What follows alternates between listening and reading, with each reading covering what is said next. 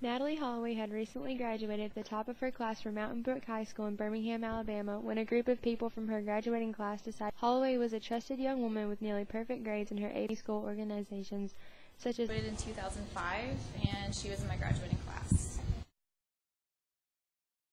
I didn't really know her. She took almost all AP classes. She had above a 4-point average when she graduated. And so I didn't really get to know her, but I knew a lot of her friends, and I knew her from, just around school. Really nice girl. No one had anything bad to say about her. Just a real sweetheart. The group would be accompanied by a selected group of chaperones, and specific rules had been made regarding where the students would be at all times, what they would be doing, and who they would be with. After vacationing in Aruba, the group was scheduled to arrive back in Alabama 5 days later, but when Natalie did not board the plane in May of 2005, worries were aroused as to where the new graduate could be. When Natalie's divorced parents, Beth and Dave, were notified that their daughter had not been accounted for, they both booked separate flights to Aruba. Upon their arrival, they expected to either find Natalie and bring her home or receive help from Aruban authorities to find her. Unfortunately, this was not the case. Aruba is commonly known for its corrupt government and increasing drug and alcohol problems. The night she was last seen, Holloway was reported to have been heavily intoxicated at a popular bar, Carlos and Charlie's, and talking to 3 young men who were supposedly soccer players from Holland on vacation. These 3 men, Jordan Vandersloot, Deepak Kalpo, and his brother Sadish, were later arrested for possible kidnapping and further questioning. After a series of interviews, the Kalpo brothers were released because there was not enough evidence to hold them. However, Vandersloot remained under custody and was given the title of the last known person to see Holloway alive. During questioning, he claimed that when he met Natalie at the bar, she wanted to see the lighthouse a few miles away, and after the short trip, he returned her to her hotel. Authorities, as well as Natalie's mother, watched security videos of the hotel, and Natalie, in fact, did not arrive back at the hotel. Later in the investigation, hotel workers Abraham Jones and Antonius John were arrested for possible kidnapping and soon released with little evidence. Suddenly, Vandersloot changed his story. This time he said that Natalie was dropped off at the beach and that was the last time that he saw her. Vandersloot would change his story multiple times throughout his interrogation, and unfortunately no evidence could be found to support his claims.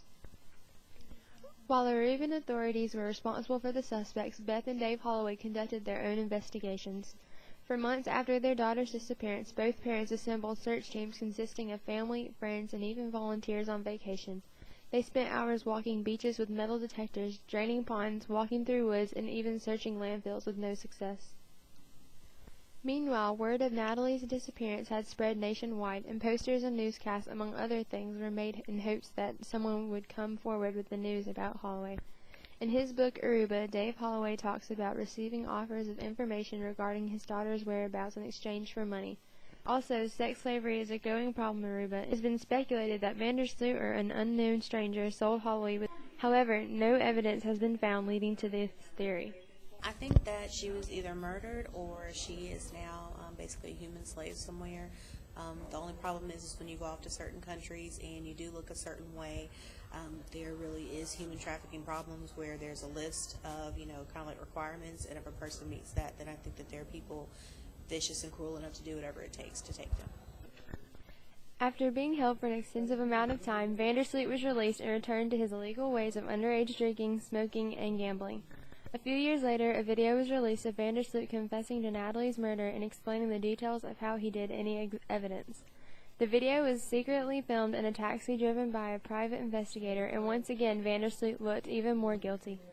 Unfortunately, no more evidence has been discovered regarding what could have happened to Holloway, but her family, friends, and the public are still hopeful in finding the truth behind her disappearance. Since then, Beth and Dave Holloway have proceeded to create the Natalie Holloway Foundation, an organization designed to provide publicity and financial assistance to the families of missing children.